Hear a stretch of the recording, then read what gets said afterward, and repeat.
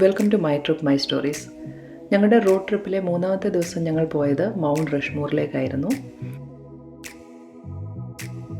45 ആളുകൾ ഇതുവരെ പ്രസിഡൻ്റ് ആയിട്ടുണ്ടെങ്കിലും എന്തുകൊണ്ട് ഈ 4 പേരുടെ തലകൾ മാത്രം കൊത്തിവെച്ചിരിക്കുന്നു എന്നുള്ളതിൻ്റെ ഒരു ഉത്തരം കൂടിയാണ് ഈ ബ്ലോഗ്. സൗത്ത് ഡക്കോട്ടയിലെ ബ്ലാക്ക് ഹിൽസിലാണ് മൗണ്ട് റഷ്മോർ സ്ഥിതി ചെയ്യുന്നത്. അമേരിക്കയിലെ പ്രശസ്തരായ 4 പ്രസിഡന്റുമാരുടെ തലകളാണ് ഇതിൽ കൊത്തിവെച്ചിരിക്കുന്നത്. ഈ കൊത്തുപണിയുടെ ആശയം ആദ്യം 1920കളിൽ ആണ് ഉണ്ടായത്. ടൂറിസത്തെ പ്രോത്സാഹിപ്പിക്കുക എന്നതായിരുന്നു ഇതിൻ്റെ ലക്ഷ്യം. പ്രധാന കൊത്തുപണി ഗുഡ്സൺ ബോർഗ്ലം എന്ന ശില്പിയാണ് ആരംഭിച്ചത്.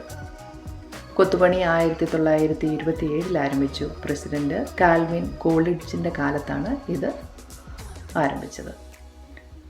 ബോർഗ്ലം 1947 മരണപ്പെട്ടതിന് ശേഷം അദ്ദേഹത്തിൻ്റെ മകൻ ലിങ്കൺ ബോർഗ്ലമാണ് പണി അവസാനിപ്പിച്ചത്. ഇതിൻ്റെ മൂലധനം എന്ന് പറയുന്നത് ഏകദേശം $1 ദശലക്ഷം ഡോളറിലധികമാണ്. ആ കാലത്ത് ഇതൊരു വലിയ തുകയാണ്. അത്രയും തുക സർക്കാർ ചെലവഴിച്ചാണ് ഇത് ഉണ്ടാക്കിയിരിക്കുന്നത്. ഇതിൽ കൊത്തിവെച്ചിരിക്കുന്നത് US ചരിത്രത്തിലെ പ്രധാനപ്പെട്ട 4 പ്രസിഡന്റുമാരുടെ മുഖമാണ്. ആദ്യത്തേത് ജോർജ് വാഷിങ്ടൺ ആണ്. അദ്ദേഹമാണ് ഫാദർ ഓഫ് ദ നേഷൻ. ആദ്യ പ്രസിഡൻ്റായ അദ്ദേഹമാണ് അമേരിക്കൻ റവല്യൂഷൻ്റെ സമയത്ത് രാഷ്ട്രത്തെ നയിച്ചത്. രണ്ടാമത്തെ മുഖം തോമസ് ജെഫേഴ്സൺ ആണ്. അദ്ദേഹം റെപ്രസെൻ്റ് ചെയ്യുന്നത് എക്സ്പാൻഷൻ ഓഫ് US ആണ്. അദ്ദേഹമാണ് ഡിക്ലറേഷൻ ഓഫ് ഇൻഡിപെൻഡൻസ് എഴുതിയിരിക്കുന്നത്.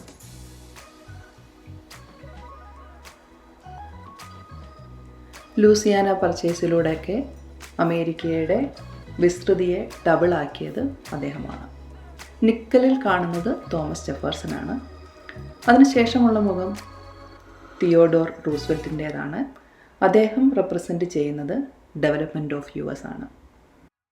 അദ്ദേഹം എന്ന് പറയുന്നത് symbol of modern industrial power എന്നാണ്. സമകാലിക പുരോഗതിയും പരിസ്ഥിതി സംരക്ഷണത്തിനും വേണ്ടി പ്രവർത്തിച്ച പ്രസിഡൻ്റാണ്. പിന്നീട് അതിൽ കാണുന്നത് എബ്രഹാം ലിങ്കൺ ആണ്. അടിമത്തം നിർത്തലാക്കിയതും അമേരിക്കയുടെ ആഭ്യന്തര യുദ്ധത്തിൽ രാജ്യത്തെ ഒന്നിപ്പിച്ചതുമൊക്കെ ലിങ്കൺ ആണ്.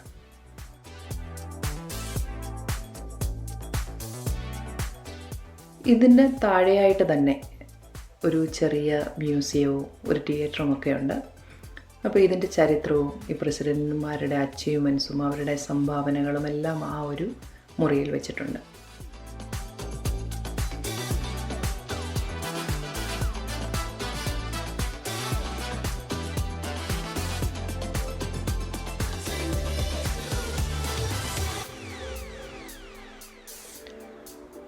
മൗണ്ട് റഷ്മോറിൽ വൈകിട്ട് ലൈറ്റിംഗ് സെറമണി ഉണ്ട്. അപ്പോൾ അത് ഞങ്ങൾക്ക് കാണണമെന്നുണ്ടായിരുന്നു. മ്യൂസിയമൊക്കെ കണ്ടു കഴിഞ്ഞതിന് ശേഷം ഞങ്ങൾ കസ്റ്റർ പാർക്കിലേക്കാണ് പോയത്. ഇവിടെ ഇന്ത്യൻ റെസ്റ്റോറൻറ്റ് പല സ്ഥലങ്ങളിലും ഉണ്ടായിരുന്നു. അതുകൊണ്ട് നമുക്ക് ഫുഡ് ഒരു പ്രശ്നമായിരുന്നില്ല.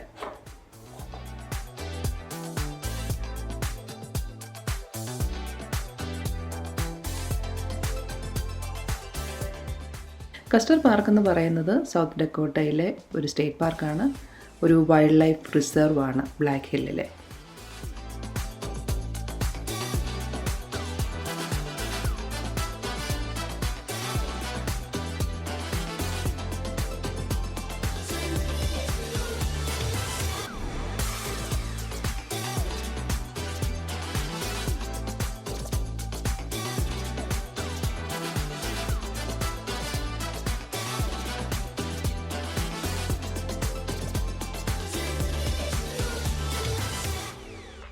ഈ സ്റ്റേറ്റ് പാർക്കിൽ തന്നെ ഒരുപാട് നല്ല ലേക്കുകളൊക്കെ നമുക്ക് കാണാൻ പറ്റും.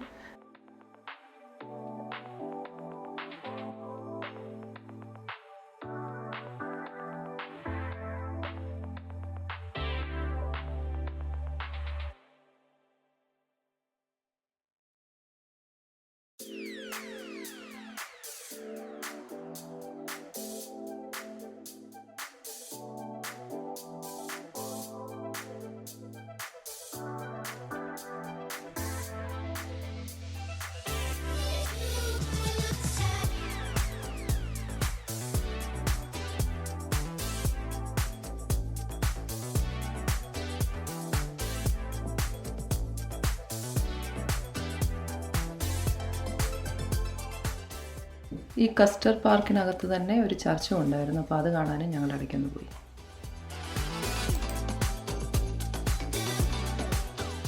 അപ്പോൾ ഇതാണ് ക്രേസി ഹോഴ്സ് മെമ്മോറിയൽ. ലോകത്തിലെ ഏറ്റവും വലിയ പർവ്വത കുത്തുപണിയാണ്. ദക്ഷിണ ഡക്കോട്ടയിലെ ബ്ലാക്ക് ഹിൽസ് എന്ന മനോഹരമായ മലനിരയിലാണ് ഇതും കാണുന്നത്.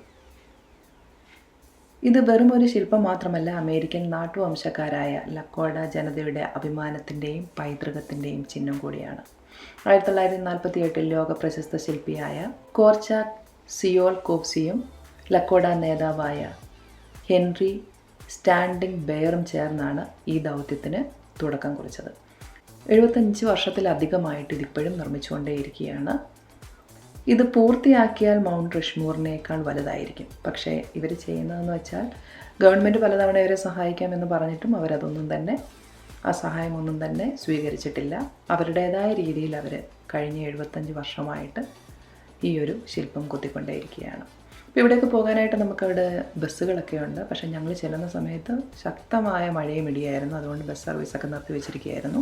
പിന്നെ ഇവർക്ക് ഇവിടെ ഒരു മ്യൂസിയം ഉണ്ട്. അവരുടെ ഒരുപാട് കാര്യങ്ങൾ ഇവിടെ ഡിസ്പ്ലേ ചെയ്തിട്ടുണ്ട്. വേണമെങ്കിൽ നമുക്കത് വാങ്ങിക്കുകയൊക്കെ ചെയ്യാം.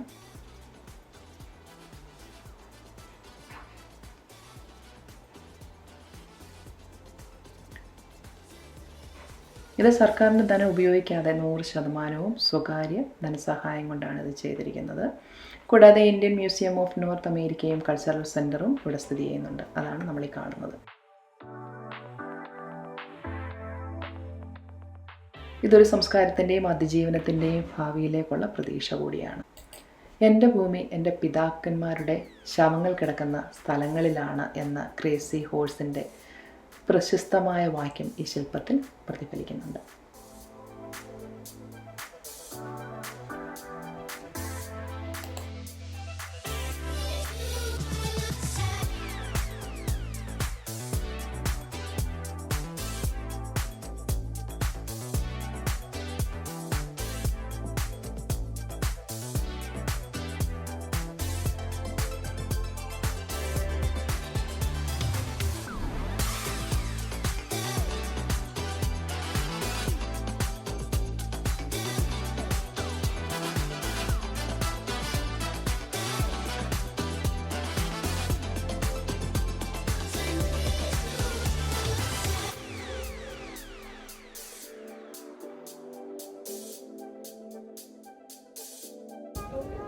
ഈ ലൈറ്റിംഗ് സെറമണി സ്റ്റാർട്ട് ചെയ്യുന്നത് മെയ് മധ്യത്തോടു കൂടിയാണ്. അത് ഏകദേശം സെപ്റ്റംബർ അവസാനത്തോളം ഉണ്ടാകും.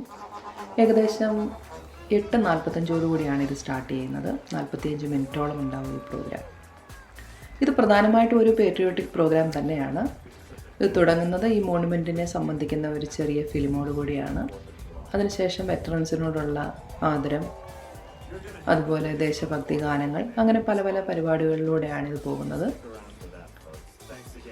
സാധാരണ നമ്മൾ കാണുന്നത് പോലെയുള്ള ഒരു ലേസർ ഷോ പ്രതീക്ഷിച്ച് ഇവിടെ പോകരുത്.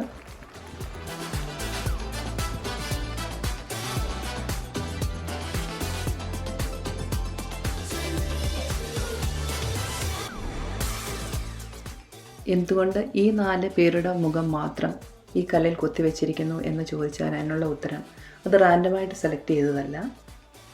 Birth, growth, development and preservation, ഈ 4 കാര്യങ്ങളെ അടിസ്ഥാനമാക്കി വളരെ സൂക്ഷ്മമായി നിരീക്ഷിച്ചാണ് ഈ 4 പേരെ സെലക്ട് ചെയ്തിരിക്കുന്നത്. George Washington birth of United സ്റ്റേറ്റിനെയാണ് റെപ്രസെൻ്റ് ചെയ്യുന്നത്. Thomas Jefferson represent expansion of US. Theodore Roosevelt stands for the development of US. Abraham Lincoln represent the preservation of the union. Road ട്രിപ്പിൻ്റെ 4ാം ദിവസത്തെ വിശേഷങ്ങളുമായി നമുക്ക് അടുത്ത് തന്നെ കാണാം.